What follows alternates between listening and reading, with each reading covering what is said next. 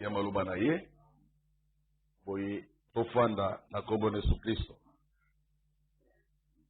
Ebongi malamu mpona biso kokutana boye tango toyebi ete mikolo ezopusana pe tango ya suka yango pe ezopusana mpona kokoma akusur na suka ya mokili. Makambo ezotambola te na lolenge ya mokili. J'espère que bolandi na mboka ya France bazongeli confinement. Pona vago ya makati lisusu eyekuna bakangeli lisusu bato ya bandako. Et dans le même temps, rapport ya mokolo malobi pona coronavirus ya mboka na biso wa etalisi ete ba nouveau cas emati lisusu ekomi 42 cas. Donc ndenge bapesaki alerte na weekend oyo euti koleka ete nombre ya baka oyo ezali importé lokola ba frontière efungwama poto etusa bato bakomi kokende kozonga baka importé ekomi lisusu kozala ebele kozala testé notamment pour awa na mboka na biso. Il semble bien que kotosa quarantaine oyo ya 14 jours oyo babanda kotia liboso de moto awuti voyage bateste nano baobserve 40 jours on dirait makambo wana tobosana ndenge pe tobosani kolata bamasque bageste barrière et tout alerte epesamaki wuta semaine passée mais banombre de cas yango wana flèche ebandi lisusu. Donc soki tokebi te lokola mboka na biso eyaka nsima ba mboka misusu okoriske tozonga liso na bandako, okoriske tozonga liso confinement. Imaginez encore ce que ça va représenter. Donc que Dieu nous aide pendant que nous en avons l'occasion. O ezali pe mo alerte moke ete tozongela ba geste barrière ezali mabete totosa mo ba geste barrière bien que capacité à résistance ya mboka na biso esi monani ya ba africain monani mene ya mo tomeka kotosa makama mike wana ete to ya kokweya na ba catastrophe. Jusque là nombre de bakao na mboka na biso nano ko mata 15 000, nous sommes autour de 11 000 quelque chose. Nombre de bateaux pe bakufi na maladie yango ezali 305 jusque là. 305 seulement. Même pas 500, même pas 1000 personnes. Donc, autant les zambé pour rien. Mais ceux qui vaguent yamabe et les sous, et zongi peut-être dans ma forme grave. Donc, toko risqué tout simbal soumitou, dans dengue ya grave. Que Dieu vous bénisse. Alors, toko zongi la maman alika monabiso, oyo mpivonan o yangami la nouvelle naissance. Ongo sima ya moi parenthèse exhortation à lobby auto lendi sanaki à l'occasion ya adoration koloba ete tolona mupepete tolona ka mupepete mais tolona nde bomoi ya nzambe tolona liloba na nzambe ezala na éducation ya bana na biso ezala ba expérience mabiki tokobikela ezala matatoli tokosatola ezala mateya tokoteya to tokoyoka esengeli kolona mupepete esengeli tolona ka bomo ya nzambe ozoka nde bomo ya nzambe ekutani bobele kati na liloba na nzambe nulle part ailleurs. Au commencement était la parole, dit la Bible, et la parole était avec Dieu et la parole était Dieu. En elle était la vie. Kati na liloba nde ekutamaki bomoi ezalaki pole pona bato bafandeli ya mokili. En elle était la vie. Mes chers amis, la vie ne se trouve que dans la parole. Et c'est cette vie-là, ndenge frère Branham ateyaki vis-à-vis na bokono, ba maladie na ba affliction. Frère Branham atei liteya moko intitulé c'est la vie qui guérit. Bomoinde ebikisaka. Tokoyi kozongela maloba ya Biblia, ndenge tolingi, mais la lettre tue, c'est l'esprit qui vivifie. Et Seigneur, vie o ezalaka na kati ya liloba na Nzambe ese manifeste po yango nde esukisaka bokono. Yango nde epekelaka bamaladi ya lolenge na lolenge. Oko kozongela ba verset biblique, kokanga ngo na mutu lokola perroquet, kozongela.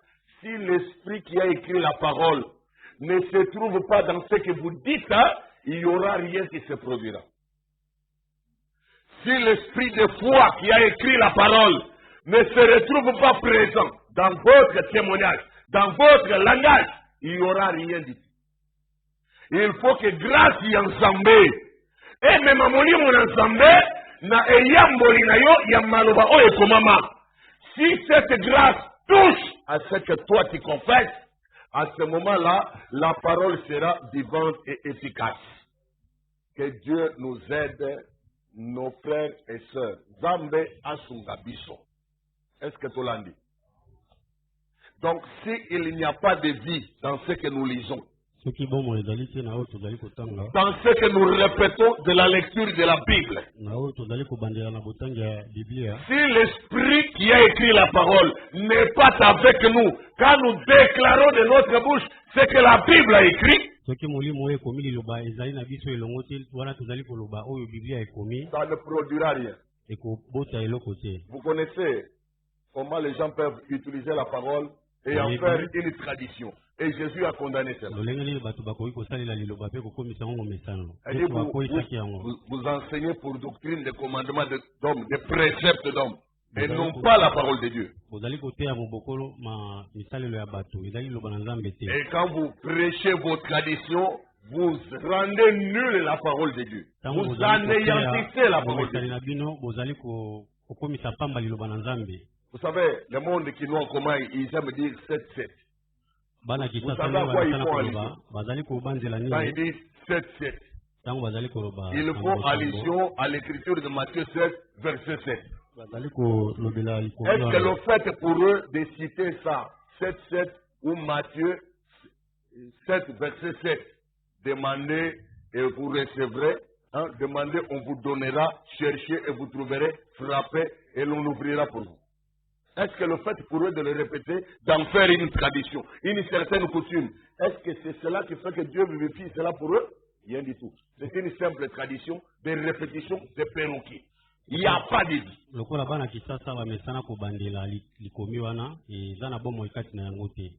Donc, lorsqu'on fait de la parole de Dieu une tradition, une coutume, un formalisme, ça ne vit pas. Ça ne se reproduit pas. Mais il faut que la parole soit gardée dans son originalité. Qu'elle soit conservée dans sa sacralité. Dans sa sainteté. Dans sa vérité divine. Dans son authenticité. Sans aucune perversion, sans aucune malveillance, sans aucune mauvaise intention d'utilisation. Et quand la parole est utilisée correctement et qu'elle est confessée sincèrement à travers des cœurs honnêtes qui craignent Dieu, Dieu est obligé d'intervenir pour la confirmer. Voyez-vous la différence? Ne faites pas comme tout le monde. Nous ne devons imiter personne de ce monde. Notre seul divin modèle, c'est Jésus-Christ. Lui, quand il a vécu sur terre, il n'a jamais fait de la parole une tradition. Au contraire, il a condamné ceux qui déformaient la parole, ceux qui falsifiaient la parole, ceux qui privilégiaient les traditions au détriment de la parole. Jésus-Christ a condamné tout cela. Nous aussi, pareillement, nous condamnons. La parole de Dieu est sainte. La loi de Dieu est parfaite. Nous l'abordons avec beaucoup de crainte et d'humilité. Nous ne nous permettons pas de dire n'importe quoi au sujet de la parole, ni avec la parole, ni au nom de la parole. Nous prenons soin de la dire telle que Dieu l'a dit. Nous veillons par la grâce de Dieu. Mais tel n'est pas le cas. Comme nous 2 Corinthiens chapitre 2, le verset 10. Nous ne faisons pas comme plusieurs qui falsifient la parole de Dieu. Altèrent la parole de Dieu. Nous proclamons la parole avec sincérité. Et nous les faisons de la part de Dieu en Christ. Pas dans le monde, pas dans la souillure, pas dans les mauvaises intentions de vouloir exploiter nos semblables. Ou profiter de leur crédulité pour causer des abus. Nous ne faisons pas cela, dit Paul. Mais nous parlons sincèrement comme ayant été mandaté de Dieu. Il nous faut ça. Que Dieu nous donne des pareils hommes. Nous avons entendu Frère Branham clamer cela haut et fort hier. Nous avons lu dans la sémence de discours. Exactement, toutes nos églises ont semé du vent et les récoltes de la table. Et les gens ont peur de dire la vérité parce qu'ils vont se faire exclure. Mais que Dieu nous donne des gens qui diront la vérité sur ces choses. Je crois que la prière des hommes sincères, Dieu l'exaucera. Dieu donnera à son église des hommes qui diront la vérité. Et qui ne soient attachés à rien d'autre qu'à la parole et à elle seule. Qui ne dépendront que de la parole de Dieu. Qui ne vivront que de la parole de Dieu. Et seule. La prière des hommes droits sera exaucée. Alors ce soir, comme la nouvelle naissance. Après nous revenons sur cette pensée pour essayer de la clore. Je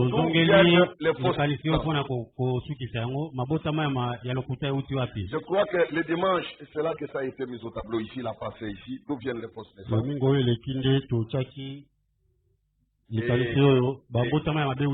Et l'Esprit de Dieu nous a conduits. Et puis on est allé dans la voie où lui a voulu. Et ensuite, mercredi, on y est revenu par la grâce de Dieu sur la même page. Les fausses naissances. Et l'Esprit nous a encore conduits autrement. Et nous lui rendons grâce. Et si vous remarquez dans ces sermons-là, il y a eu des choses qui ont été condamnées. Et parmi ces choses, il y a l'hypocrisie. Avez-vous remarqué? Et en parlant de l'hypocrisie, il était aussi question de l'hypocrisie des faux docteurs.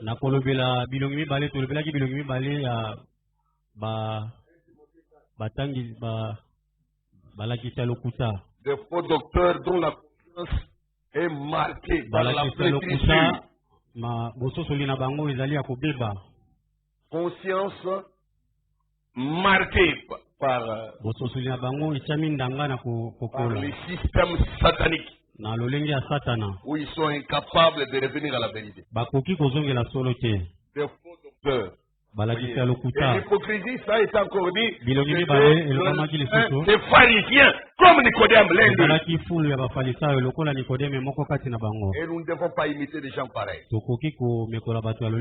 Regardez un comportement hypocrite. Que vous vous rappelez. Et en ayant parlé de faux docteurs, vous vous rappelez aussi que l'apôtre Pierre avait parlé aussi des faux prophètes. De Pierre chapitre 1 et chapitre 2, je vais dire verset 1.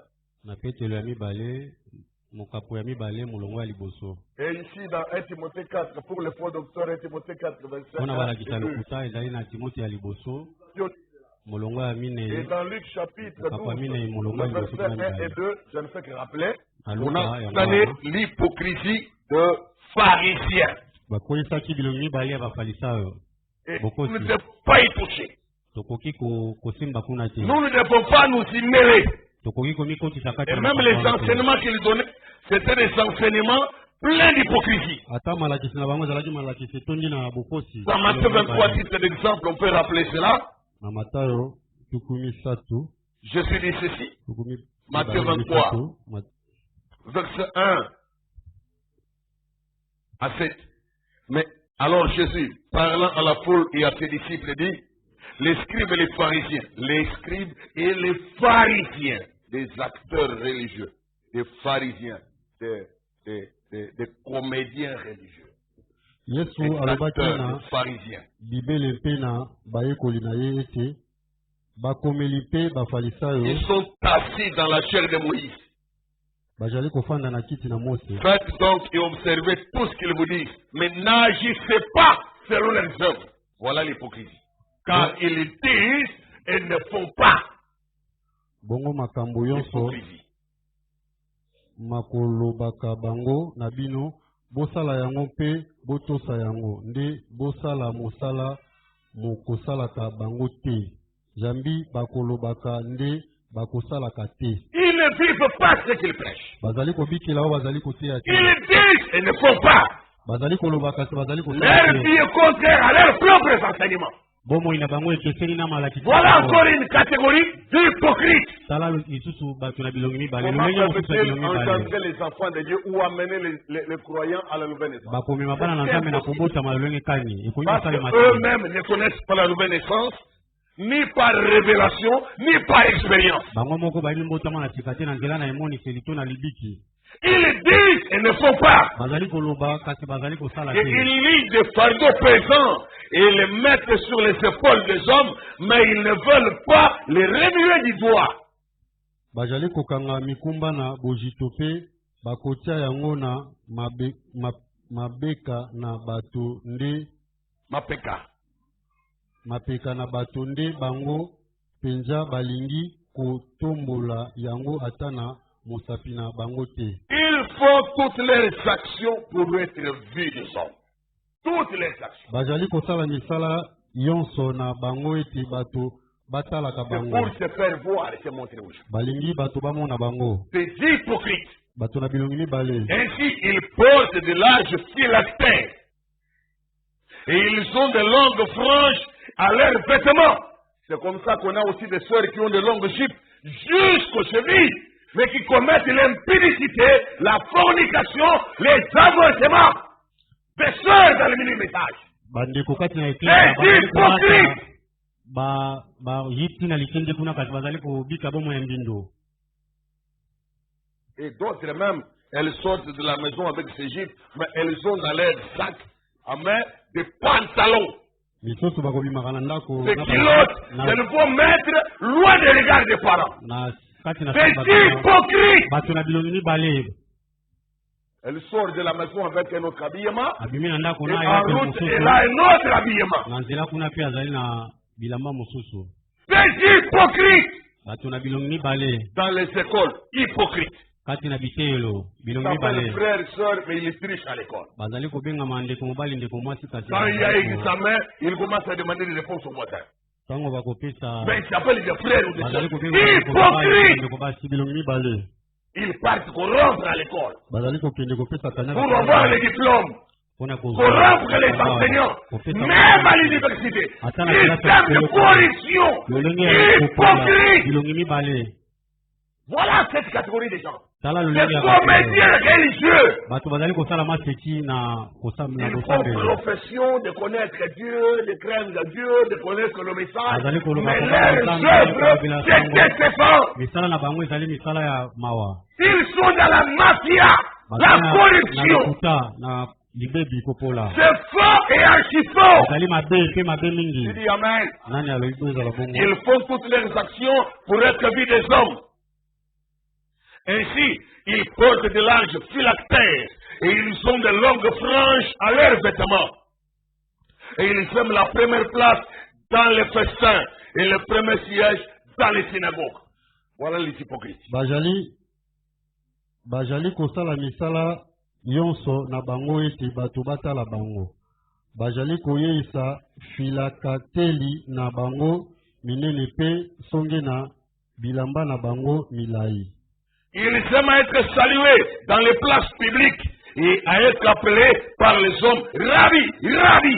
Ils aiment trop les honneurs et des titres de multiples fonctions et des titres qu'ils aiment en public pour être vus. Balingi bapesa bango lokumu, balingi bakombo ya likolo po bamona epai ya bato. Appelez-moi révérend. Tu ne peux pas m'appeler frère seulement comme ça, frère. Oh, appelez-moi révérend. Est-ce que tu as accepté d'être frère? Appelez-moi docteur. Appelez-moi son éminence. Et tous ces types qui s'aiment. Des hypocrites. Une religion d'hypocrisie, Dieu n'en veut pas. Une religion d'hypocrisie est une religion maudite. Le verset 3. Malheur à vous, scribes et pharisiens, hypocrites. Nous sautons encore au verset 14. Malheur à vous, scribes et pharisiens, hypocrites. Au verset 15. Malheur à vous, scribes et pharisiens, hypocrites. Oh. Et l'on va au verset 16. Malheur à vous, conducteurs aveugles. Quelle situation? Verset 17. Insensés, aveugles. Quelle situation? Verset 19. Aveugles. Et verset 23. Malheur à vous, scribes et pharisiens, hypocrites. Verset 24. Conducteurs aveugles. Oh, quelle situation. Verset 25. Malheur à vous, scribes et pharisiens, hypocrites. Verset 26. Pharisiens aveugles. Nettoie premièrement l'intérieur de la coupe et du plat afin que l'extérieur aussi devienne net. Vous soignez trop les dehors, vous aimez trop la beauté d'apparence, la beauté artificielle, la beauté du dehors, mais ton intérieur est sale, il est pourri, il est sale. Cherchez l'expérience qui vient du dedans au dehors. Ne venez pas avec une fausse naissance qui apparaît au dehors avec des apparences.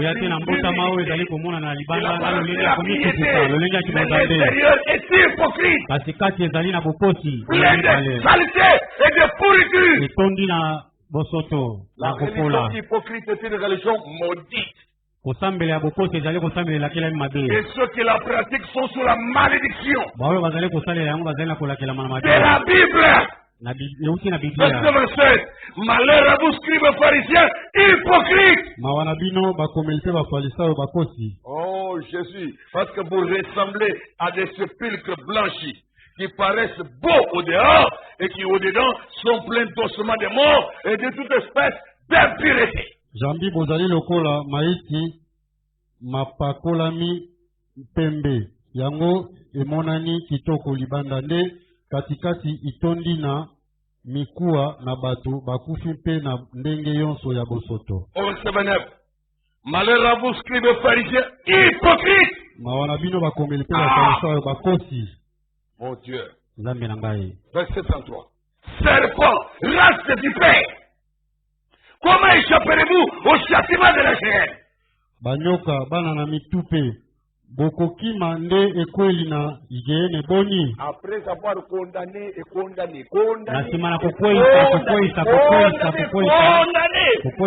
La religion hypocrite et les hypocrites eux-mêmes, après avoir maudit et déclaré aveugle.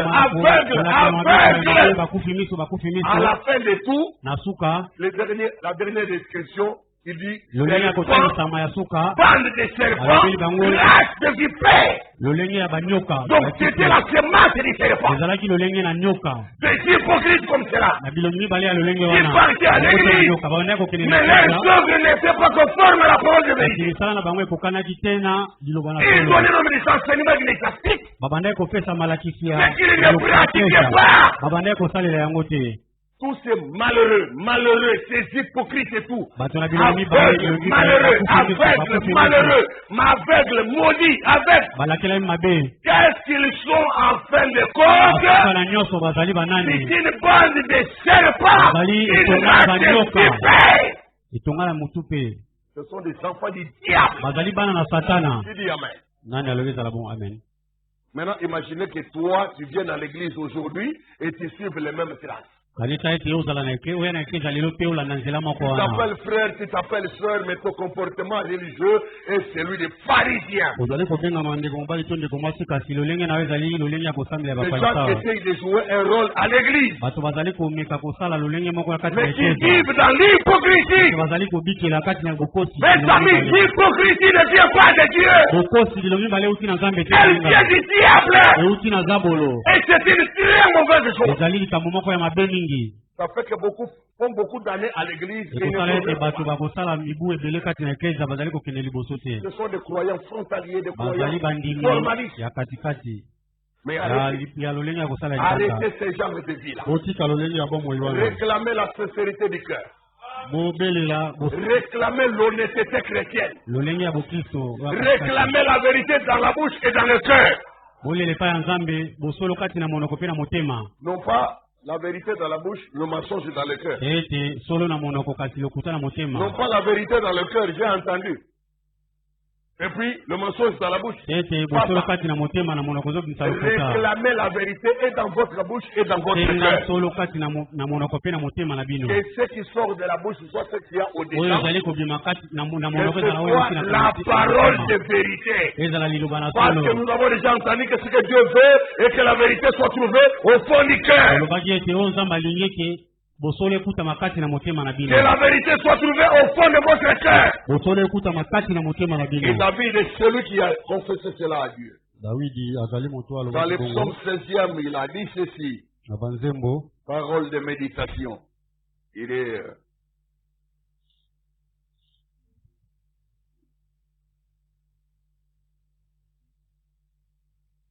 Oh.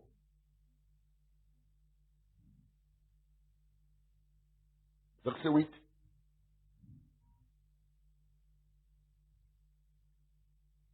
Oh non, non. Il est le verset 7 et 8. Ok. Je bénis l'Éternel, mon conseiller. La nuit même, mon cœur m'exhorte. Voyez ça?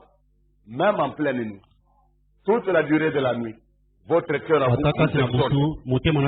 C'est l'exhortation tirée de quoi? Mais de la parole. Des paroles du Seigneur. Oh, béni soit son nom. Elle a dit, j'ai constamment l'Éternel sous mes yeux, et quand il est à ma droite, je ne chancelle pas. C'est vrai.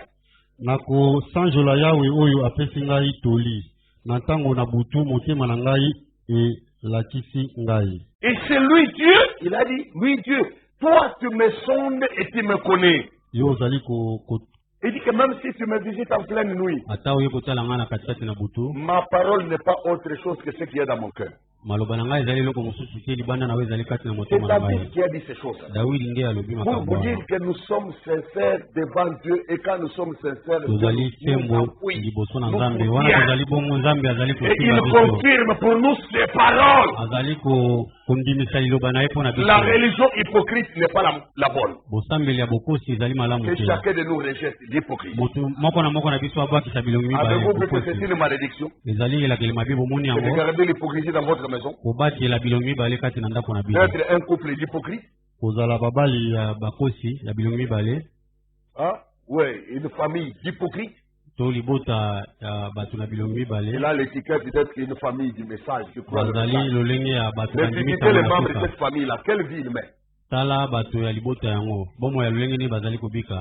Famille mélangée, hybride. On trouve des personnes sincères et d'autres des hypocrites. Mais tous vont dans la même église. Écoute le même message. Que Dieu nous donne des foyers chrétiens. Nous devons y travailler. Nous devons, mes chers amis, nous devons y travailler. Même à travers l'éducation de nos enfants. Hier, nous avons le 100 commentaires. On a juste lu, mais on n'a pas eu le temps de commenter. Dans les proverbes, le verset 6e. Le Proverbe 29, verset 6e.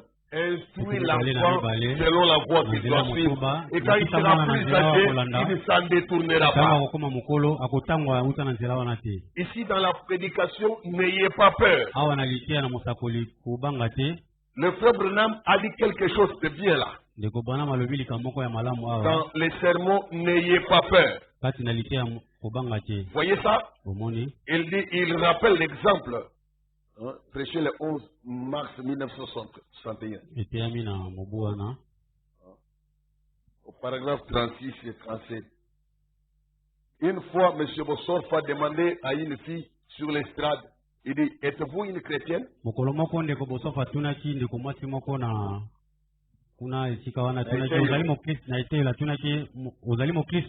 Et celle-ci a répondu, je voudrais vous faire savoir que je brûle un cierge chaque nuit. Bougie moko butunyo so. Est-ce que ça bouclisto ya mwasi ya lobi na lingi koyebisa yo na yebisa oyeba ete butunyo so na felisa bougie. Comme si en entendant ça, Bossorf devait conclure et comme elle brûle une cierge chaque nuit, donc c'est une chrétienne. Est-ce qu'on doit conclure qu'on est chrétien parce qu'on brûle la cierge chaque nuit?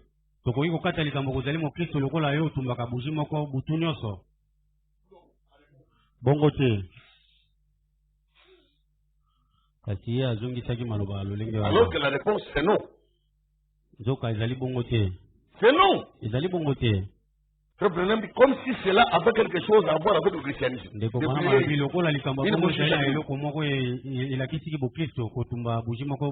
Voilà, c'est ce qu'il en est avec les gens aujourd'hui. Si nous prenions vraiment plus de temps à raconter à nos enfants des histoires de la Bible. Papa, maman, baissez la cabane, sur la Bible. Ce n'est pas le devoir laissé aux mamans seulement, mais vous les papas aussi. C'est vous qui éduquez vos enfants. Prenez le temps de raconter à vos enfants les histoires de la Bible. Communiez avec vos enfants. Il faut communier.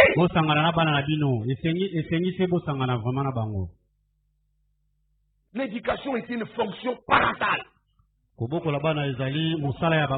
quand Branham me dit que ce n'est pas aujourd'hui la délinquance juvénile que nous avons affrontée, mais c'est une délinquance parentale. Il ne dit pas délinquance maternelle ou délinquance paternelle seulement, mais délinquance parentale. Les deux parents délinquants, nous les enfants délinquants. C'est fort! Mais nous avons besoin d'entendre la vérité pour nous dire. Pour arrêter de nous flatter.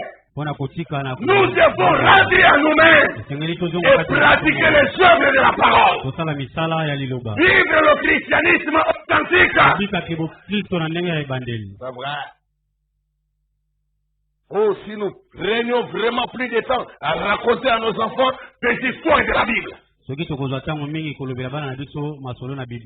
J'imagine que je peux aller dans cette ville et prendre chaque petit garçon de cette ville et chacun d'eux peut me dire qui était David Croquette. Et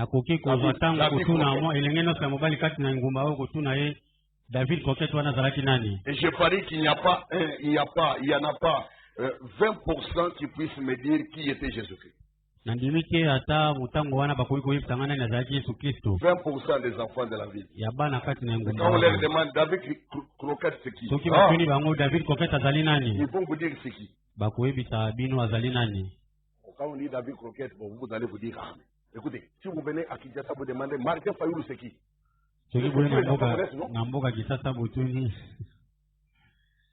Mais demandez-leur qui est Jésus-Christ. Êtes-vous là? Vous y êtes. Parce qu'en parlant de David Croquette, il va se laver les mains.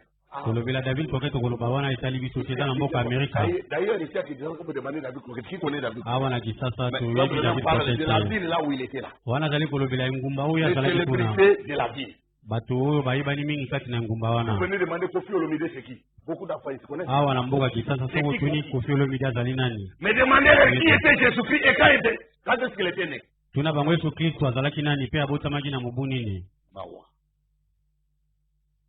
Il n'y a pas 20% qui puissent me dire qui était Jésus-Christ et quand il est né.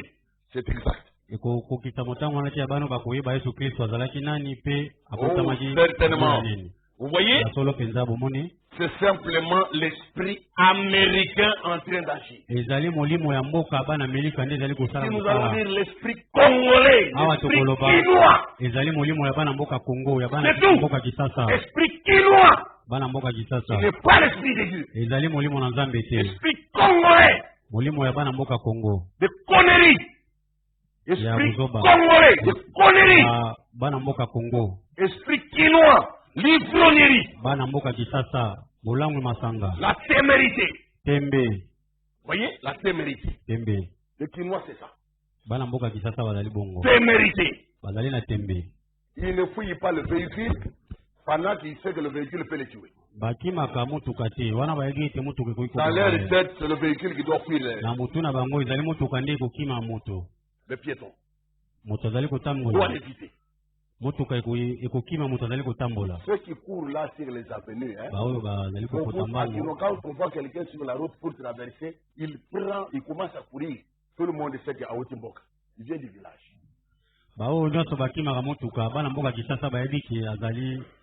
C'est-à-dire que l'esprit quinois n'est pas encore entré en lui. Quand l'esprit quinois entre, c'est un démon. Il ne faut pas dire que c'est un démon. Démon. Tant que Taka, normal. Et puis si le véhicule approche, il dit yo. Donc, toi un piéton, tu menaces un véhicule qui en 2 minutes peut t'écraser. Voilà. Et pourtant, s'il décide d'ignorer tes avertissements, tu es cadavre dans quelques minutes. Imaginez. Esprit quinois, témérité. Ivrognerie et ambiance. Les danses. Les danses, la musique, ça ils aiment. Voyez ça? Ici, Branham dit, c'est l'esprit américain en train d'agir. Et maintenant, nous voyons qu'aujourd'hui, nous avons semé le vent et nous récoltons la tempête. C'est très exactement ce qui nous arrive. Eh bien, nous devrions cependant enseigner à nos enfants la voie de Christ. Vous dites tous amen? Parce que je n'ai pas entendu d'autres amen. Ils n'étaient pas entendus. Je posais la question. Nous devrions cependant enseigner à nos enfants la voie de Christ. Prenons le temps pour leur parler avec amour de ces choses. Dans le but de les instruire, de les leur apprendre. C'est la parole. Ne me tutoie pas. Au pasteur, yo fait nini on va la terminer nous va ensemble. Esprit quinois sors. Nous devons dire à cet esprit sors au nom de Jésus. Et l'on voit awa eza makambo kinoiserie te awa toye opetolama kosukwama na mai ya liloba. Atana sana mbeba na ndima nanga. Atana kopora na nanga. Parce que moi après chéri c'est la perfection. Je vais gagner. Ça pour un instant. Mais le coup mon akozo sima yakoto sama loboyo ezali pour la seconde seconde. Accepte la voix du Seigneur. Amen. Que Dieu te bénisse. Oh, l'enfant sage aime la correction, dit la Bible. La mère du petit Jean lui avait enseigné la voix de Dieu. La mère du petit Jean. Jean, il semble qu'il était le plus jeune de tous les apôtres du Seigneur Jésus-Christ. Jean, qui a écrit le livre de Jean, qui a écrit 1 Jean, 2 Jean et 3 Jean. Et qui a écrit l'Apocalypse. Alors, maintenant, à l'époque où il était en train de suivre Jésus-Christ, alors, la mère du petit Jean lui avait enseigné la voix de Dieu. Elle lui disait, vous savez, regardez quand cette chose s'accomplira, quand cela s'accomplira. Un enfant bien élevé. Et Frère Branham cite l'écriture, élève l'enfant selon la voie qu'il doit suivre. Et quand il sera devenu grand, il ne s'en éloignera pas. Eh bien, c'est ce que nous trouvons. Concernant la manière dont cet enfant, Jean, a été élevé. Il avait correctement élevé Jean. Chacun doit regarder ses enfants et se poser la question. Ai-je correctement élevé chacun d'eux? Pas juste dire que je les ai tous élevés. C'est grâce à moi qu'ils ont grandi. Non. Le problème n'est pas de les élever tous. Et pour les élever n'importe comment, à vivre n'importe comment, et des choses comme ça. Le problème de notre message, est-ce que les as-tu élevés correctement chacun d'eux, en veillant à l'éducation de chacun de eux. Certains parents sont des parents démissionnaires. Ils prennent leur fils aîné ou leur fille aînée et disent, je te dis que toi, pour que toi tu aies dit que tes petits frères et tes petites soeurs. Éducation à Yaya et éducation à Mamati. Il y a une grande différence. La maman a plus d'expérience que Yaya. C'est ainsi qu'on ne peut pas inverser les rôles. C'est toi, parent, qui doit instruire ton enfant. Amen, amen. Ephésiens 6 dit quoi? Donne-moi la parole. Ephésiens 6. Verset 4. Et vous, pères, n'irritez pas vos enfants, mais élevez-les en les corrigeant et en les instruisant selon le Seigneur. Et voir c'est qui? Les pères. Les pères. Vous, les pères, faites cela. Dans Proverbe 6e, nous trouvons encore écrit ceci, c'est la parole. Proverbe 6, verset 20. Mon fils, garde les préceptes de ton père. Et ne rejette pas l'enseignement de ta mère. Chacun a un rôle à jouer. Cette personne n'accuse personne. Oh non, les enfants, toi, tu es pour quelque chose. Toi aussi, papa, tu es pour quelque chose. Quand Dieu a distribué les rôles, dans l'éducation, le père a son rôle et la mère a le sien. Et toi aussi, enfant, garde les préceptes de ton père et la Bible. Et ne rejette pas l'enseignement de ta mère. Il n'est pas dit ne rejette pas l'enseignement de ta grande soeur, de ton grand. Voyons-la comme elle est écrite là. Très important. N'entretenons aucune confusion à ce sujet. N'en faisons pas une tradition, un formalisme.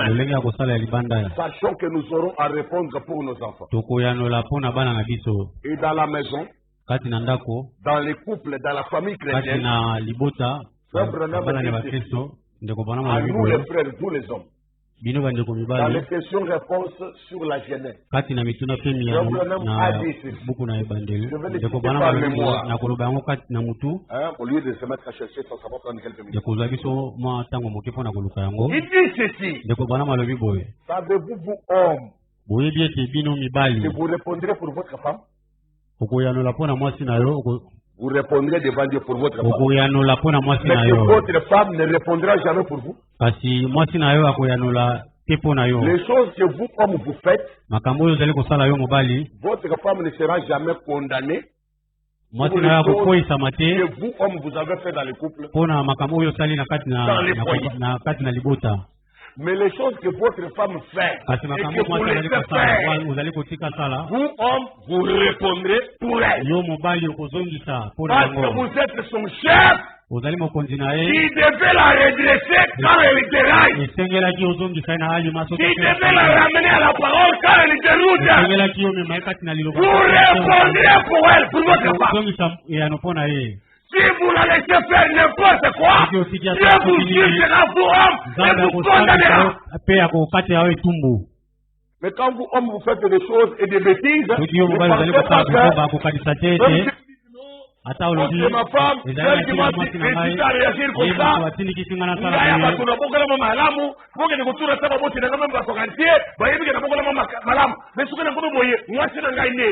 Hey yo, efféminé, arrêtez de dire ça.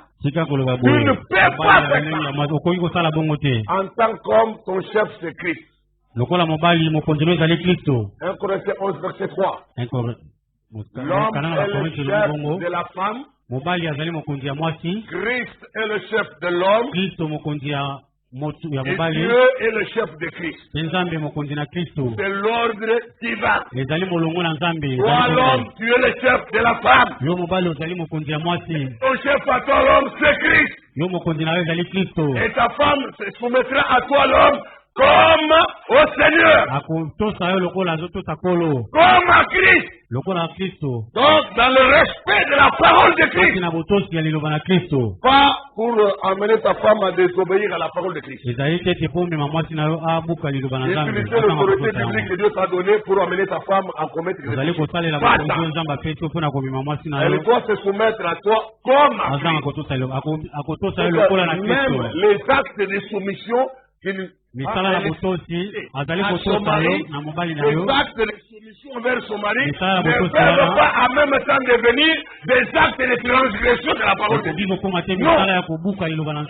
Parce que si ça devient ça, c'est que là il n'est plus soumis à son mari comme à Christ.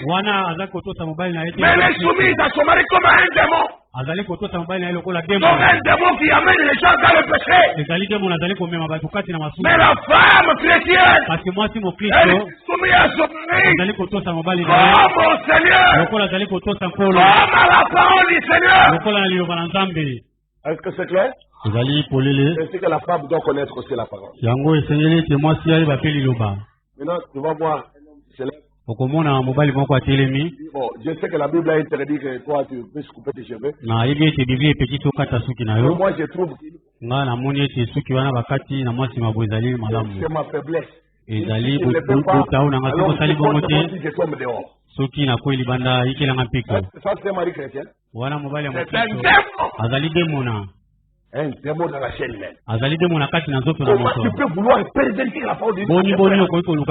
Pour des plaisirs de plaisir mondain, il va fermer les yeux à la Bible sacrée et commencer à pervertir sa femme.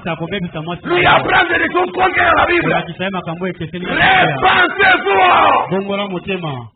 Nous sommes soumis à la parole du Seigneur. Amen. Amen. Nous aimons la vérité. Il faut que la vérité nous soit dite à ce sujet pour nous aider. C'est vrai. Alors, dans l'éducation, un père, un mère, chacun a son devoir. La mère du petit Jean lui avait enseigné la voie de Dieu. Vous voyez ce qui s'est fait? Comme Frère Branham le dit ici. Il a dit au paragraphe 38. Eh bien, c'est ce que nous trouvons concernant la manière dont cet enfant a été élevé. Il avait correctement élevé Jean. Et elle disait, il s'est rappelé l'histoire. Elle disait, Jéhovah avait pris soin de son peuple quand ils étaient tous d'un même accord. Et qu'il suivait la grande colonne de feu. Et elle disait, Jean mon fils, un jour, quand Dieu a fait sortir son peuple de la servitude, il les a amenés au désert. Et disait Jean, chaque matin, il sortait et ramassait du pain ayant du miel dessus. Des gaufrettes au miel. La gaufre, gaufrette au miel. Et il disait, maman, là c'est Jean quand il était petit, il demande quand sa maman lui raconte l'histoire sacrée de la Bible. Maman, Dieu a-t-il tout un grand tas de four là-haut dans le ciel? Et a-t-il beaucoup d'anges qui cuisaient ce pain chaque nuit? Et sa mère qui répond, non chérie. Dieu n'a pas de four dans les cieux. Tu vois, Dieu est un créateur. Et tout ce qu'il a à faire, c'est parler. Et il crée des choses à partir de celles qui n'existent pas. Ou à partir du néant. Tu vois, il est le créateur. Ça, c'est la mère bien enseignée elle-même, qui raconte l'histoire, non pas pervertie de la Bible, correctement l'histoire. Mais les mères d'aujourd'hui, quand ils deviennent délinquants, elles laissent l'histoire de la Bible au bon soin de la télévision, au nom de dessins animés et de films religieux. Ah, Bolanda, on est ensemble. Yo moko oyebaka te na film bango balobaka nini bana na yo ne otini bango bakena kolanda parce que ezaka nzambe olanda yango te oyebi te bisika nini babongo la Bible bisika nini bapervertisa verita Bible otikeli bana kaka bongo balandaka makambo wana bayambaka lokuta ya bamise en scène ya badessin animé ya bafilm religieux. Ma chère sœur, tu fais fausse route. Je dois te le dire.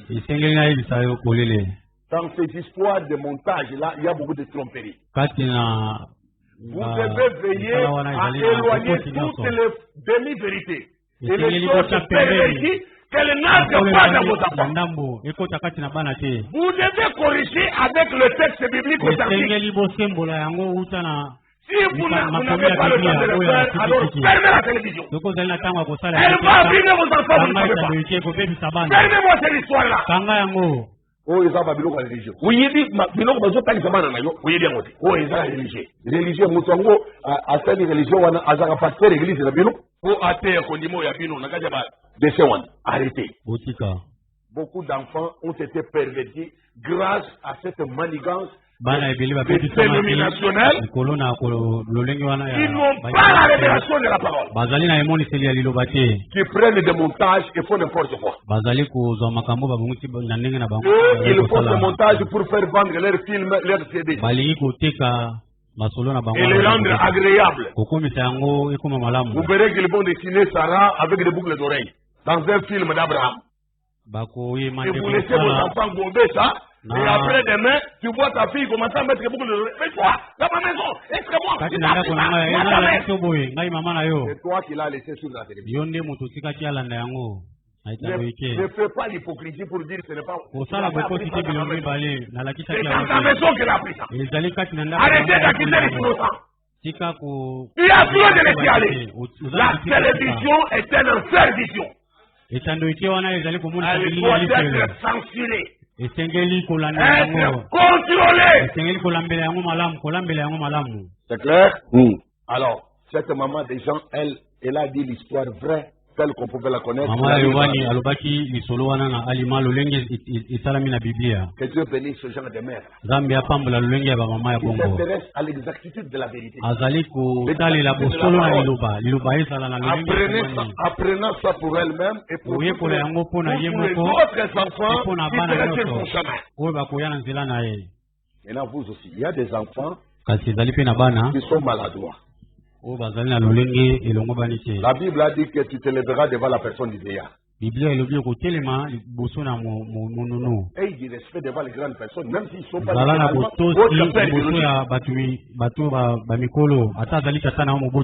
mais c'est le papa de quelqu'un, c'est la maman de quelqu'un. Tu ne peux pas être maladroit pour mal lui répondre, pour répliquer par des tics bizarres d'impolitesse. Et toi aussi, ben. C'est encore là. Il y a des mamans perverties. Hein?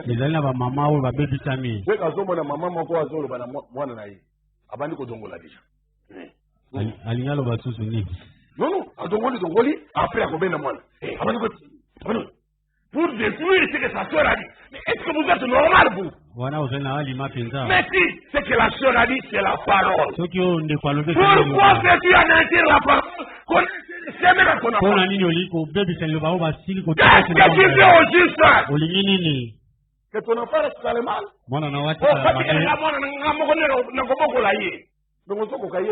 C'est ça le problème.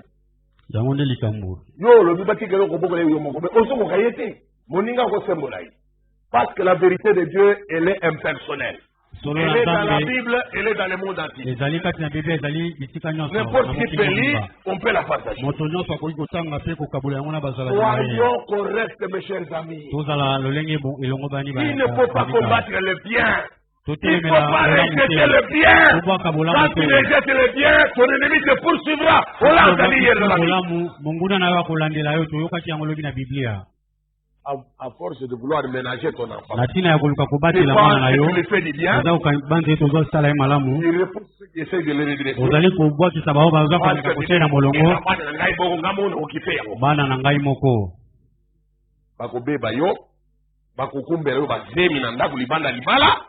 Tu seras responsable.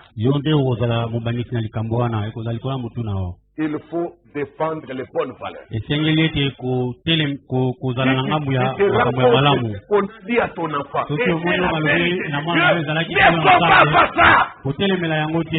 Appuie ça au contraire. Dis à ton enfant que Dieu bénisse son soeur, que Dieu bénisse son frère. C'est d'avoir dit ça. Nous devons soutenir la vérité. Arrêtez d'être sentimental comme les animaux. Ce sont les animaux qui sont toujours en train de soupçonner les autres animaux. Quand ils voient un autre animal venir, halluciner. Un animal est comme ça. Dès qu'il voit, peut-être il veut me récupérer le petit ici. Il veut m'achasser. Parce qu'il n'a pas d'âme l'animal. Mais à toi Dieu a donné une âme. Pour examiner la vérité, examiner le bien. Quand c'est du bien qui est semé, ne cherche pas à commencer à dire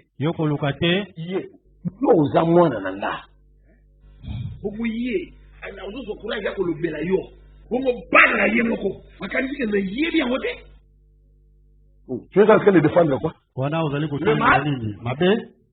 On t'a dit que les enfants de son frère, là ou de cette soeur-là, c'est le papa qui les encourage à faire ça. Pour les comptes.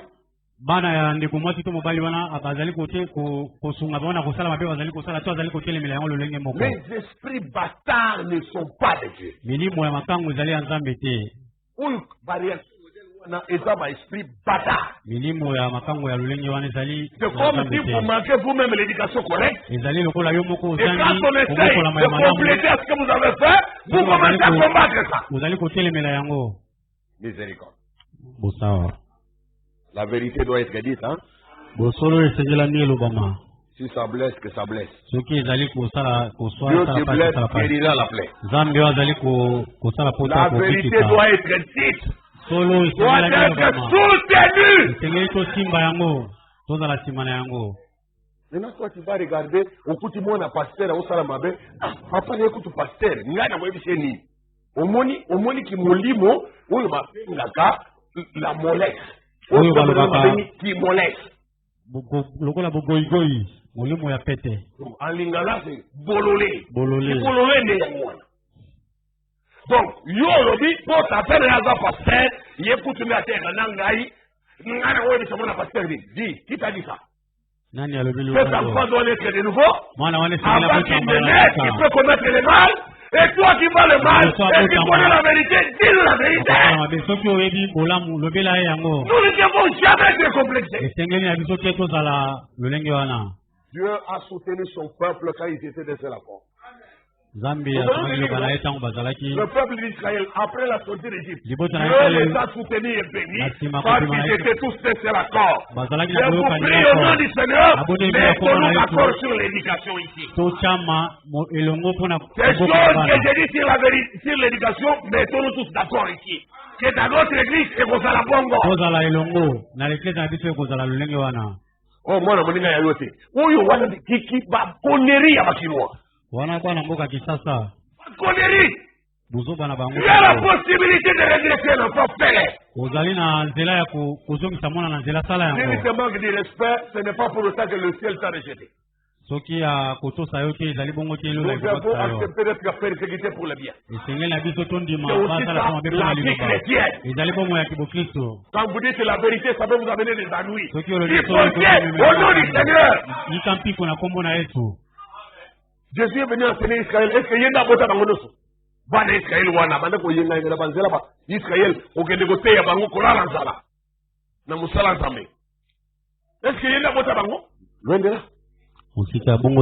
La parole doit être proclamée. La vérité doit être propagée. Les bonnes valeurs doivent être défendues et soutenues. Nous devons donner l'éducation correcte à nos enfants. Allez apprendre à vos enfants. Après ceci, hein? C'est pas mon église. C'est bon, yo kanga makambo edisi yo.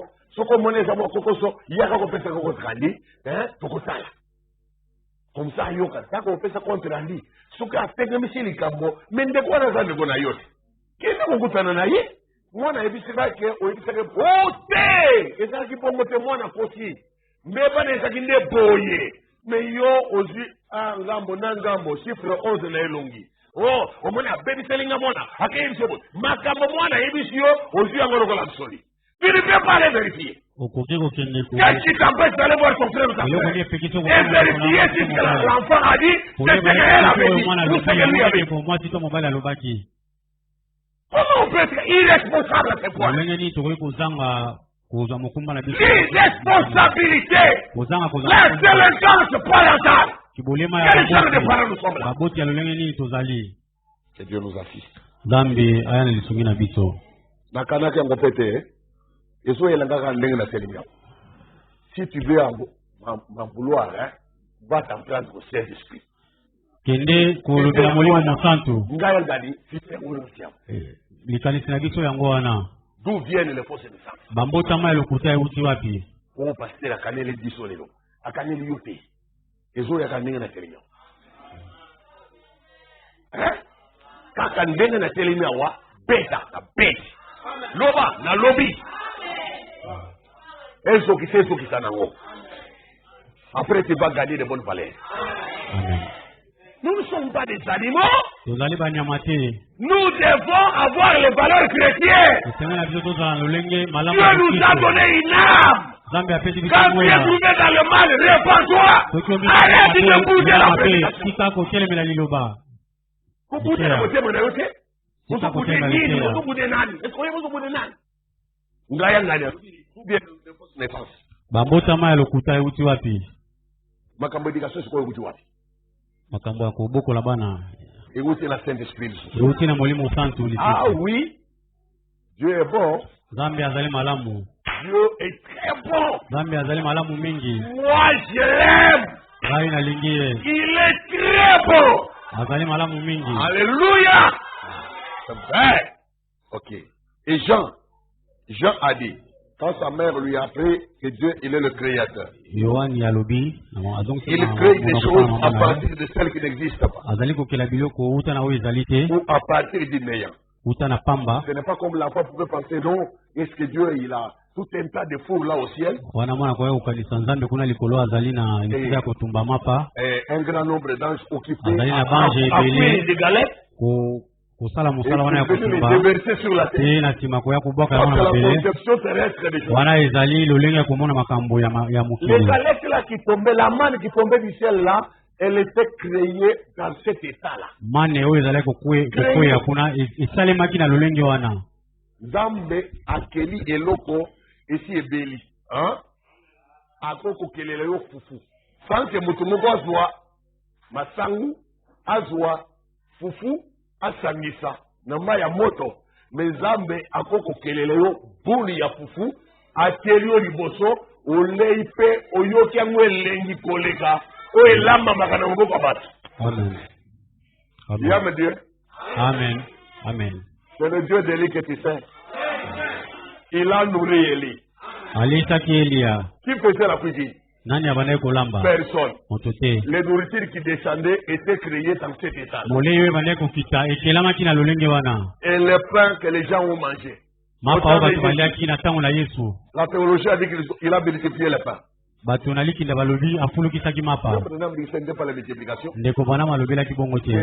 de la création. Il a créé du pain à partir du pain. Azuka lipa buki a petit boy à rendre grâce à buki et comme ebele. Et comme mapa ni bimba ebele va mon sauter. Ni bimba ebele. Va te baler 4000. Dieu est le créateur. Il peut créer pour toi de bonnes choses à manger. Ayez foi en Dieu. Il nourrit les oiseaux du ciel. Pourquoi pas ton homme créé à son image? Il est fait pour sa gloire, non? Il est fait pour témoigner de ses bonnes œuvres et ses merveilles. Il faut la foi pour amener les œuvres, les merveilles à la manifestation. Et il y a foi en Dieu. Quand tu vas à manger, demande-le lui. Il va te les donner. Mais il n'y a pas que Kozanga Kolia Moussus Zaganini, je n'ai jamais vu quelqu'un qui paye correctement sa dîme arriver jusqu'à manquer à manger.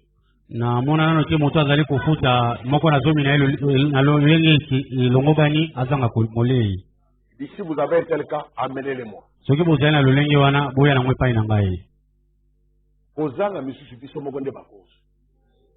Et vous allez vous en prendre maintenant aux gens.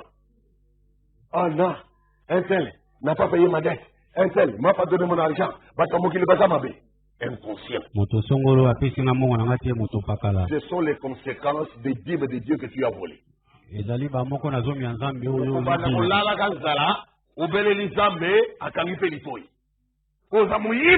Tu dois commencer par te repentir de ce vol-là et réparer les dîmes de Dieu que tu as volées. Aujourd'hui, si on est dans le en y ajoutant un cinquième. Tu es l'artisan de tes propres difficultés. C'est quoi le bangote?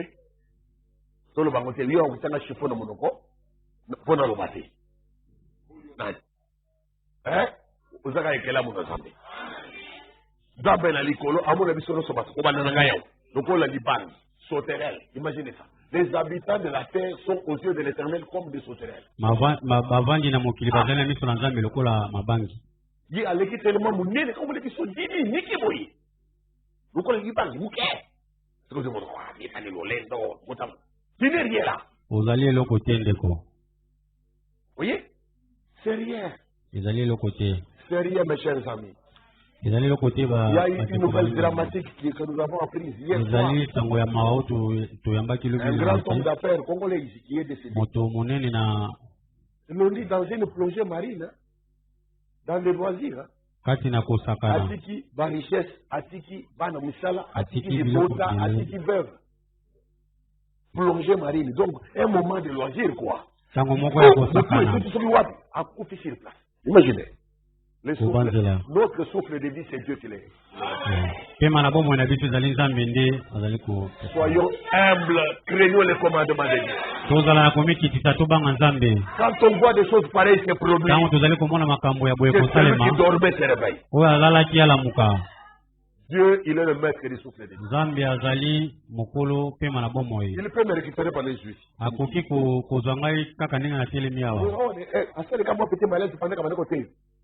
Il y a des prédications qui sont partis comme ça.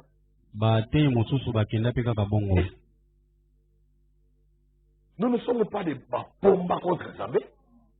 Il fait tout ce qu'il veut. azali kosala nyonso azali kokana Et dans votre cœur, ayez la crainte de Dieu. kati na mitema na bino bozala na kobanga nzambe Car la crainte de Dieu, c'est le commencement de la sagesse.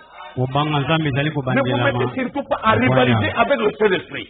kotelemela molimo mosantu te Parce que tu n'auras pas la force de vaincre le Saint-Esprit. oza na Tu n'auras pas la kolonga force. molimo mosantu te ozali na yango te ndeko La crainte de Dieu, c'est le commencement de la sagesse. kobanga nzambe ezali ebandeli ya kwania Dieu est le créateur.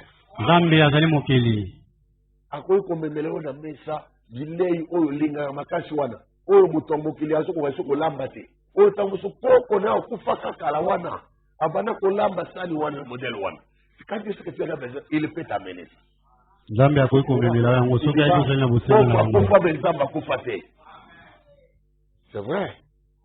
ezali bongo osenga mwasi na olamba akokoka ngo te mais yo ozanga référence à goût mais nzambe abomba référence wana akopesa yo. Moi j'ai dit que tout est possible à celui qui croit. nyonso okoki kosalema na oyo azali na kondima Yo koloba te que pasteur alobi anga opena koloba. Bientôt c'est le boycott, non? Qu'est-ce qui va arriver? Tu vas manger comment? Parce qu'on aura Tango ni bakotelemela masambo ni les droits de vendre. tokosomba te Si tu n'as pas ce genre de foi que j'ai prêché, soki ozali na lolenge ya kondima wana azali koteya awa te okosala compromis. Nde okomona mingi bakokatisa ndelo bakoti ekimilisi bakotela bango bibongiseli balobi ya makambo message wana d'ailleurs kufi napati okende kuna je ne comprenais même pas maintenant mateye na bango makasi wana d'ailleurs ata otuni babande koreproche nga parce que je n'étais pas vraiment en accord avec le message là biloko mosusu vraiment c'est parce que vraiment ezaki conviction na ngai te nabande kokende mpo nange na baninga moko kuna ata mwasi na ndoko et tout ça omoni faut que ça ne va relation ayez foi en Dieu.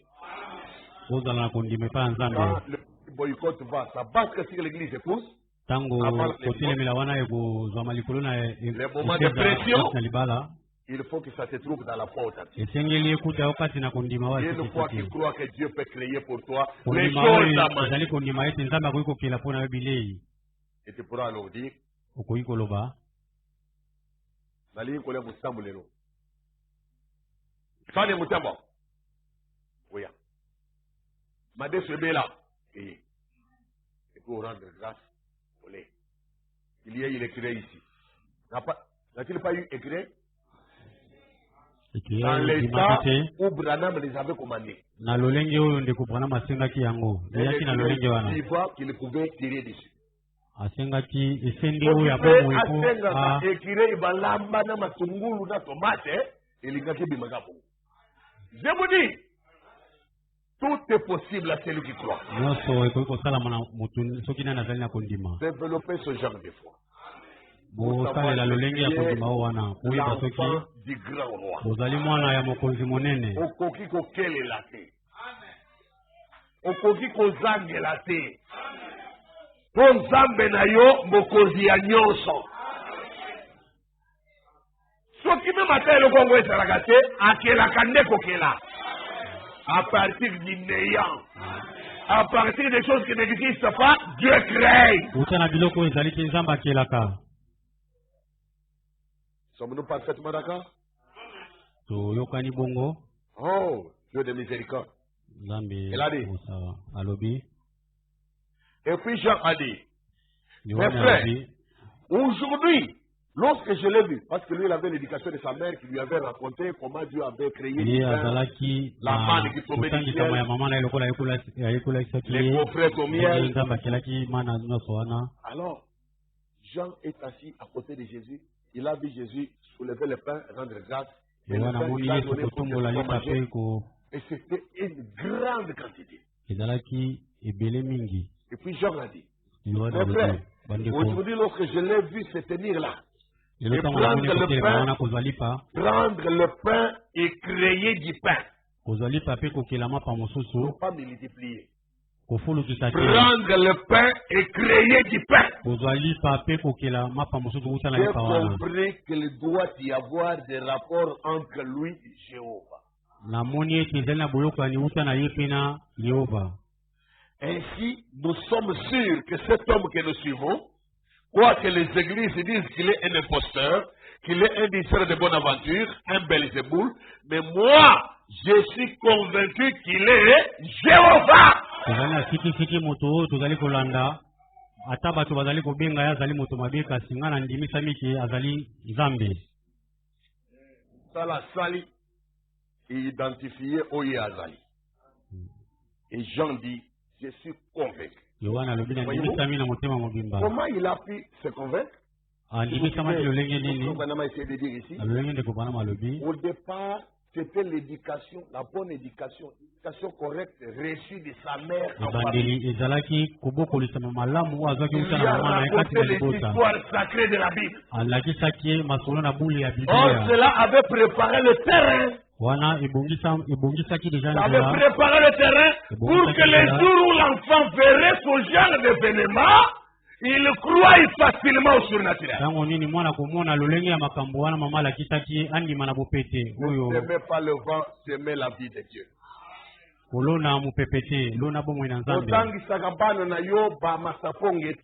L'histoire de l'antilope, de léopard, de mboloko et tout ça. La Bible est pleine de choses qui ont la vie. Enseignez à vos enfants les histoires sacrées de la Bible. Ça va préparer le terrain de leur cœur aux expériences surnaturelles plus tard. Est-ce que vous saisissez? Comme ça, quand Dieu les visitera, ils n'auront pas de difficultés. Ils se rappelleront que dans leur famille, on parlait de l'histoire de ce genre-là. Pour venir raconter des histoires de, je ne sais pas, tirées de quel roman. Maman Mobimba afandisi bana na ye abetela kango masolo en boloko. Et puis histoire ici la gâté ici. Ah. Kosanga musala kosala to kozanga koyeba nyonso. Oh ngai pe koko na ngaba ko betela masolo wana. Di yangonde pe yo koko bana ko betela masolo wana ye ayeba ka Bible te. Yo yebi Bible te. Na tango bakoko wana bayeba ka message te. Mais yo eto yebi message. Qu'est-ce que tu introduis dans la tête de tes enfants? Vous allez beaucoup tani ni kati na moto ya bana. Histoire annoncée. Il était une fois un squelette moko ezalaki mulai boye et puis tango bana ko tambola micro bana ko croc croc croc. Qu'est-ce que tu mets dans la tête de tes enfants? Vous allez beaucoup tani ni kati na moto ya bana. C'est Dieu nous aide. Il y a les histoires de la Bible. Votre prophète vous dit ici, si nous prenons assez de temps pour raconter à nos enfants les histoires de la Bible. Faites ça. Prenez votre temps pour ça. Au lieu qu'ils entendent ça des professeurs de religion, mais des confessions qui manguissent, des confessions catholiques romaines, des confessions protestantes. On a déjà déformé selon la version de raconte-les lui toi-même. Version originale. Au cas où l'enfant pose des questions, tu peux lui ouvrir la Bible et lire le texte, lui montrer que la version que tu lui donnes, c'est ça la meilleure. Mais notre monsieur avait dit, notre madame avait dit, mais regarde, lis la Bible ici, retiens la Bible. Les choses de ton monsieur là, c'est pour les points à l'école. Mais ce que tu dois retenir pour ta vie, c'est la vérité de la Bible. Alors, Jean a dit, malgré quoi que les églises disent qu'il est un imposteur et qu'il est un diseur de bonne aventure, un Belzéboul, mais moi, je suis convaincu qu'il est Jéhovah. En effet, il agit comme Jéhovah. Et il fait les choses que Jéhovah fait. Nous sommes donc sûrs que ça doit être Jéhovah. Maintenant, aujourd'hui, certaines personnes ne croient même pas cela.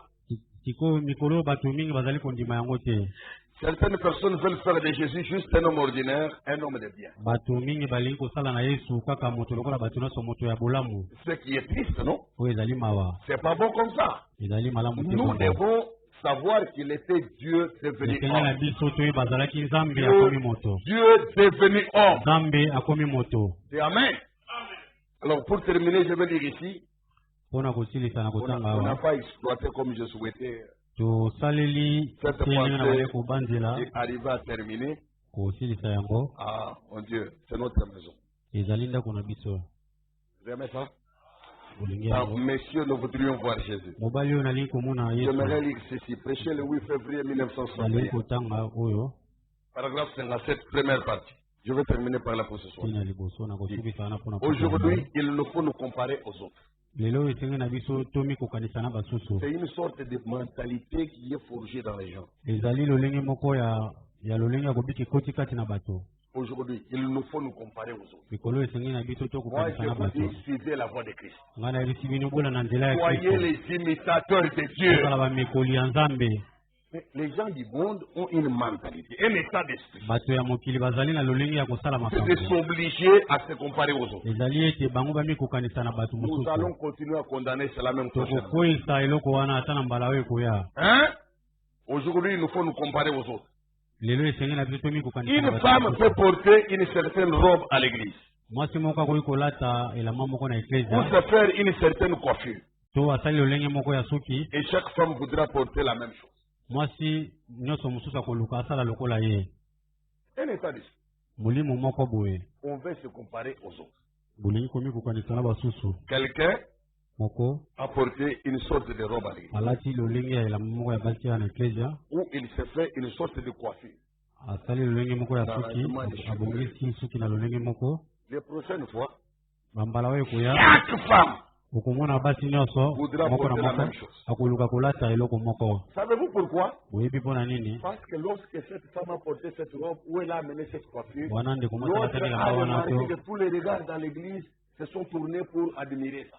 bato nyonso bamonaki bato nyonso na eklezia basalaki lolenge wana asalaki. Ah, parce qu'ils ont... Ah, tout le monde a admiré. Même Bato nyonso moi batali. aussi, trouvé que c'est bon. Nga mpe namoni ezali malamu Je vais faire aussi. na kosala mpe bongo. Et on vient dans le but de se faire remarquer. Tozali koya na lolenge Voyez-vous l'hypocrisie des pharisiens? omoni Et nous avons lu dans Matthieu 23. bokosi ya bafarisayo Ils font toutes les actions pour être vus des hommes. bazosala misala na bango nyonso mpo bato Mais bamona bango. hypocrite. Bazali bato na bilongi mibale Voyez ça? bakosi bomoni. Maintenant, dites-moi, Yebisa si ngai maintenant toutes les femmes dans l'église soki basi nyonso kati na eklezia amènent maintenant au cours du même culte la même coiffure, Bah, qui il y a va pas- regarder qui? nani akotala nani? Voilà la vanité de ce monde. Tala lolenge pamba ya mokili oyo. Bon, yo omonaki azaki moko ntango okoti nango bino nyonso omoni réaction ya bato boloki sikoyo bosala ntango sikoyo boye prochainement mitu na bino nyonso ekokani nani akotala sikoyo moni vanité de vanité. Pamba Aujourd'hui c'est ce qui se passe dans les églises. wana ezali oyo ezali kosalama na mangomba na biso mikolo oyo. Cela se fait chez les hommes comme chez les femmes. Ezali Même chez les hommes. epai ya bandeko mibali to bandeko basi.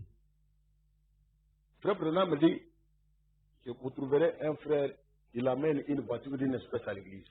Ndeko mobali moko aye na mutuka ya lolenge moko wa na eklezia. Oh, vraiment, ça m'a pas volé, c'est pas mal, il y a tout ça.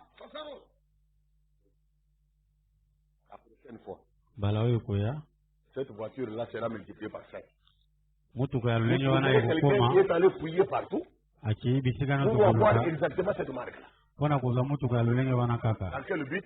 Na lolenge nini? Pharisien. Komi kokanisa na moninga. Ils font toutes les actions pour être vus des hommes. Bazali kosala misala na bango nyonso mpo bato bamona bango. Parfois, il n'a même pas de quoi se procurer ça. Azali Il ata va na jusqu'à mbala s'endetter, azali mbongo te mpona jusqu'à kozwa dire des yango. mensonges pour attraper l'argent. Akokende kozwa nyongo kobuka lokuta mpona kozwa mbongo. Au service d'une passion de la chair. Na lolenge ya kosepelisa nzoto na ye. C'est faux et archi faux. Ezali mabe mpe mabe mingi koleka. Renoncez à l'hypocrisie. Kobwakisa bilongi mibale. Voyez? Omoni Cela se fait chez les hommes comme chez les femmes. ezali kosalama epa bandeko basi to bandeko mibali.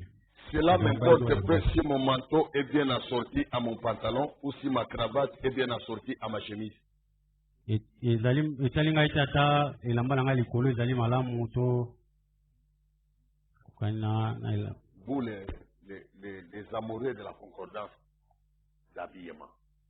bino Ça bato m'importe balingi peu. Branham dit, ça bino m'importe bato peu. balingi bilamba elanda molongo. Si mon pantalon concorde avec ma chemise, Soki ou si ma cravate s'ajuste bien avec ma chemise, soki bilamba nalati ekokani mpenza etali ngai te ça m'importe peu. etali ngai te. Est-ce que tu es du même genre? Veux-tu la même nature? Olingi lolenge moko C'est ça. Dans le royaume de Dieu, c'est comme ça. Na bokonzi na Nzambe ezali bongo. Yo zo juger frère na yo spiritualité na ye en fonction concordance là. Hein? Yango nde bato lokola ba Pierre Kaswana. J'ai causé avec Pierre, pasteur Pierre Kass. Excusez-moi de citer le nom. Ah! Oui, tonton qui était Makamboa, Saint-Esprit n'a appel au ministère. Il y a vendu Koloba. Oh d'ailleurs, tu n'as même pas enfilé. Mais qu'est-ce que la chemise enfilée à boire avec le rhum de Dieu? Oh, nous le besoin de Saint-Esprit, où on peut enfiler même à sa chemise. Oui, il y a qu'à enfiler chemise était. On peut aller monter, il monte dans la jambe. Et puis lui, avec des bretelles là, comme un musicien.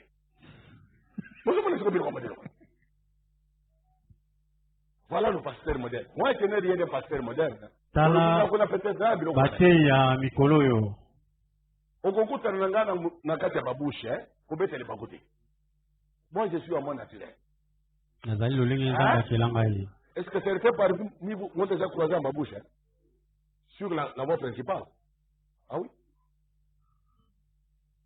Mais comment on a gagné la trabonne? Hey! Kokamate. Na kobimanga na babouche. Elle m'a coupé en babouche, na kati ya supermarché. Je dis cela. Et je concorde dans lui. Les Camoisa expérience à mon thème. Balogique n'a pas de talibino. Il a dit amen. Yo a qui note. Pour le amen, il faut renoncer à Kikinois. Ce qu'on renonce à Kikinois, c'est que l'on comboye pour les cas difficilement. Ah, pas jusque-là. Pas jusque-là. Moi, je te dis jusque-là. Nous allons jusque-là. Je désire que mon expérience s'accorde avec la Bible de Dieu. Jésus n'a-t-il pas interrogé ses disciples? Qui êtes-vous pour aller voir au désert? Un homme vêtu d'habits somptueux. Il dit, mais ceux-là, ils vont dans les maisons des rois. Jean-Baptiste n'était pas de ce genre. Oh, alati bilamba, pempa, rien. Mais il était plus qu'un prophète. Que voulez-vous que votre expérience s'ajuste avec la Bible de Dieu? Arrêtez de suivre le vent. Je désire que mon expérience s'accorde avec la Bible de Dieu. C'est le genre de concordance dont nous avons besoin aujourd'hui.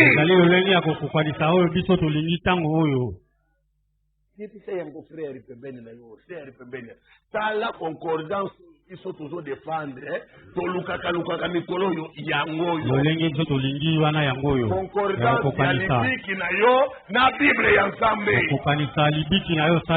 na Biblia na Nzambe. Kotala te, ser wana iba kokola te. Uzuke ne kotoka ser na yo. Ayaki ne kwa zore Nzambe, yo yeli na milimo ya kinwa bademo. Woke ne kotonga usiri kilo poso. Mais pasteur misusu vraiment, pasteur kata pasteur nenga la takate. Qui t'a dit que pasteur modèle makamokola te bani? Baba kongoda. Yo sala ka bien fait. Hein? Je ne suis pas un disciple de la sapologie, hein? Nazala ka mutu religion qui t'a dit. Je vous dis la vérité. Nazala ka mutu religion qui t'a dit. On est ce qu'on fait. On commet des illusionnés. On commet des illusionnés. Dieu nous aide. Disciple de la sapologie. Nazali mulandike ya kolata. Lingala nazala ka mutu religion qui t'a dit. Mutu ya kusambela ya lulenga. Bilamba kaka. Yo fania otonga ka frère na yo. Ayibi ko la fete.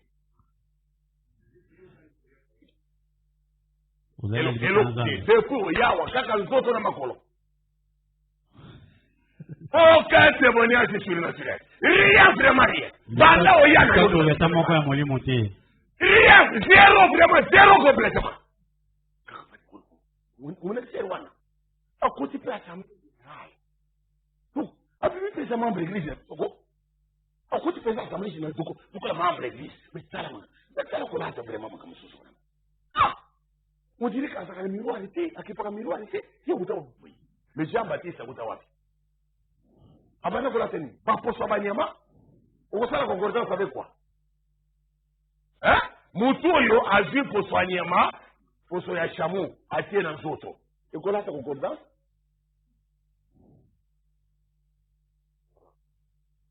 Le genre de concordance dont nous avons besoin aujourd'hui, ton expérience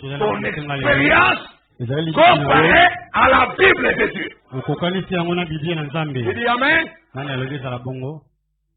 y a le yangoana. Un homme moderne. Moderne, yango yawa. C'est ça qui est moderne. C'est un dinga mukili, il y a un dinga mupépé. Na sert penanda kukubana kubota wa mukomprena. Pour frère lati ndingi wana di. Vous savez, on ne peut jamais, frère, à cette expérience de la parole. On ne peut jamais problème. Où est la personne qui a dit on a tiré la main. Oh, attendez de la valise. Attention, le cas comme on dit là-bas. Mais pourquoi jamais discussion autour de la nouvelle naissance? Pourquoi il y a pas l'église au bout de magasin? Frère, petit gabaye policier. Oté. Bon, on commence à me demander si ça n'a pas botama. Vous connaissez botama. Botama. Vous connaissez le botama c'est yoka. Botama botama. Yali bongo. Sinon, ce sont tes enfants qui vont commencer à te les rappeler. L'enfant va. Bana ba banda ko banzela wa yango. Papa. Tu es déjà né de nouveau? Au botemba la sika. Non, comment on voit? Mais ça y est, réponse. Comment la réponse? Comment déjà l'étouffer? Kokanga yango ki zoom sama lo bana mutuna na mama. Papa au botemba la sika. Non, kene voilà. OK, donc là. Ah, asali mabe. Asali meba. Mais mutuna wana eza mutuna correct. On s'y zati.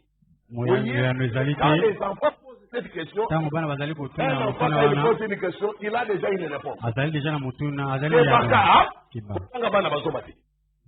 Okoyoka tuni ne. Papa obotami so botemba la sika. Il dit oui. Mais pourquoi l'autre jour tu t'es fâché contre la maman? Lobiyo, kasi pona nini usilikela ki mama kasi mkolele kaji. Alors maintenant le gars réponse. Vous avez Yesu pia bandai kusilikila mwasi na ye. Et comme coincé conscience na ye. Alors comme kodasuka. Kodasuka te. Tangisa mwana maloba na ngambe. Koluka te pona komisembola o bana ko pervertir parole. Olo bate o muto ko bota mo pe azana eloko wana. Yebisa yeke eza processus. Soko moni bambe bakati nanga yo pe mwana nanga bonela pona nga pe na bonela nga pona yo bambe ba wana ekosira nango po mbota matigezanga processus. Au moins ça que les chrétiens oh non et c'est d'abord ça mais pourquoi ça nango oh non là système la confusion. Et plus tard, ça va mettre l'enfant en difficulté pour lui le motiver que de nouveau. C'est mauvais. Mais c'est pas les vents, c'est la vérité. Le genre de concordance que nous avons besoin aujourd'hui, un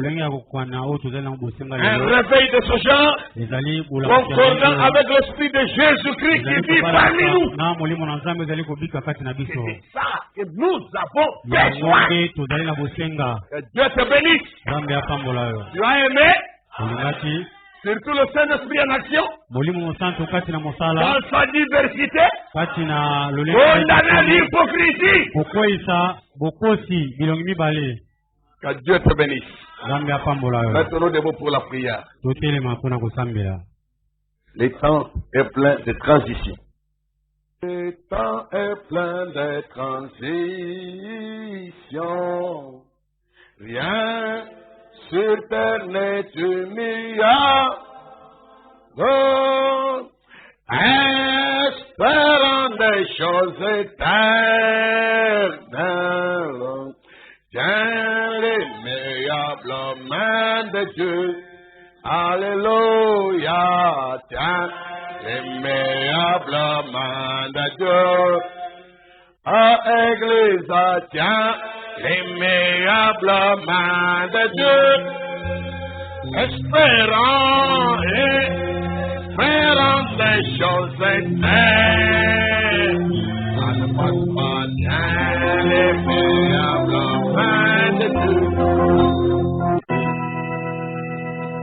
Dieu bien-aimé, notre Père Céleste, Nzambe molingami tata na biso na likolo. nous te remercions pour tout ce que tu as fait de bien pour nos âmes ce soir. Totondi yo mpona nyonso osali mpona mela na biso na poko na lelo. Toi qui nous as convoqués pour entendre ta parole. Yo obengisaki biso awa mpona koyoka liloba na yo. Tu avais dit à Moïse, rassemble-moi mon peuple. Olobaki na Mose esangisa libota na ngai. Je vais leur faire entendre mes paroles. Nakoyokisa bango maloba na ngai. Ton but est atteint. Tina na yo ekokisami. La parole a été prêchée. Liloba eteyami. S'il s'est avéré que quelque chose ait été dit, soki esalami ete likambo moko c'était elobamaki placé, Seigneur, ezalaki mopanzi par mes gardes, na lolenge ya kozanga bokebi, Dani nous les pardonner. tika ete olimbisa biso. Mais remets chaque mot à sa place. Zongisa liloba moko Dans na nos esika cœurs, nango dans nos âmes. na mitema na biso na miela na biso. Tu avais dit que ta parole ne peut pas retourner à toi Osilaki sans koloba effet. liloba na yo koki kozonga epai na yo te na Elle doit donner de la nourriture à celui qui mange. osengeli kopesa molei na oyo azangi yango, Arroser la terre. kotya mai na mabele. Fertilise nos cœurs, Seigneur, Komisa mitema na biso pour reproduire la vie de Dieu. ebota bomoi na Kristo. Que les choses qui ont été condamnées soient condamnées par chacun de makambo nous. oyo ekweyisamaki awa ekweyisamaka epai ya En moto tant na moko que na croyants, que nous prenions position pour la vérité, mondimi totelema na ngambo ya solo pour nous opposer à toute espèce de mpona mal, kotelemela lolenge nyonso to ya mabe, aux antivaleurs, na lolenge ya mabe, makambo ya mabe aux vices. na mabe. Nous voulons les qualités chrétiennes. Tolingi bampifo ya bokristo, Nous voulons l'éducation chrétienne correcte pour nos tolingi enfants. kobokolisama ya bana ya bokristo mpona bana. Brise les passions de la chair, buka baposa ya nzoto, les réactions charnelles, kozongisa makambo na lolenge ya les nzoto, mentalités charnelles, mabanzo ya les nzoto, esprits mondains milimo ya mokili, et tous les démons qui dérangent les enfants de bademo Dieu. nyonso ezali kotungisa bana na Pour nzambe, les amener à désobéir à la parole. kotinda bango babuka liloba na nzambe, Donne à chacun la délivrance totale. pesa moko na moko na biso kosikolama na Ton mobimba. message nous a appris que Dieu délivre par la foi dans sa parole. Tango na oyo ezali biso nzambe azali kosikola kati na Laisse na que tous liloba na ceux ye. qui croient ils soient délivrés. Tika baona to bazali kondima ba Mais la foi ne vient que de toi, Seigneur. kondima eutaka epai na yo Lorsque kolo. la parole est prêchée, Tango elle a la vie en elle-même. ezali na bomo Le ekati na yango. Saint-Esprit vit en elle. Molimo santo azali Il kobika kati na suive yango. l'auditeur Azali kolanda Et vivifie moyoki ce qui a été pe dit. kopesa bomoi na oyo elobami. et que le changement s'opère Mbongo wana esalema dans nos familles, kati na maboto na dans biso, nos couples, kati na dans nos enfants, kati na bana, dans notre église kati na lingoma la et biso. partout où nous serons nous-mêmes. Esika nyonso tokozala biso moko. Fais pénétrer la crainte de Dieu dans nos cœurs. Kotisa bobangi na nzambe kati na bomoi na Le biso. respect de la vérité originale, Kotosa liloba oyo asikisiki afin qu'elle soit répétée fidèlement, na ntina ete ezongelama na d'un lolenge cœur sincère et bongi honnête, na motema oyo ya avec crainte et piété, katikati na bobangi pour mpe na voir Dieu produisant des mpona merveilles. komona nzambe kosala makambo na Dieu minene. accompagné du surnaturel. Nzambe azali kosala Dieu makambo eleki likolo. accomplissant des miracles. Nzambe azali kokokisa Dieu makambo ramenant les prodiges d'autrefois. komema makambo ya minene oyo elekaki ntango eleki. Exauce la prière de chacun, Seigneur. Yandola na libondeli ya moko na moko. Et nous te soumettons le programme de demain. tozali kopesa yo manaka ya lobi, Il y a un programme inhabituel. manaka oyo ya Nous sommes momentalité. invités à porter une Tobengami kuna prédication évangélique là-bas. koteya liloba na nzambe losia Ngaba. mosalamisi sango na ngaba. Sois avec nous, Seigneur, zala na biso elongo et avec tous ceux qui seront là. na banyonso oyo bakozala Pour kuna que l'honneur soit donné à ta parole mpona lokumu ezonga na liloba na yo, et que tu attires une âme quelque part. obenda mwela moko esika C'est moko écouter ta voix oyo akoki koyoka et mongongo na yo rentrer dans la bergerie. mpe kozonga kati na mpate. Au nom du Seigneur Jésus-Christ, Na kombo na Yesu Kristo remettons également notre culte dimanche matin ici. tozali kozongisa Entre te ta main, losambo na biso ya lomingo pour kati na qu'il maboko soit na yo, une bénédiction ezala lipamboli, et un succès pour la gloire du Seigneur ezala Jésus-Christ. elonga mpona Yesu Kristo. Reste avec chacun de nous, Seigneur, tikala na moko na biso en toute fidélité, na bosembo nyonso pour confirmer tes promesses mpona kotatola et manifester ta puissance. mpona kolakisa Au nguya na nom yo. de Jésus-Christ, Na kombo na Yesu notre Kristo Dieu de vérité, nous nzambe na prions. solo tobondeli. Amen. Amen. Veuillez vous asseoir. Okoki kovanda.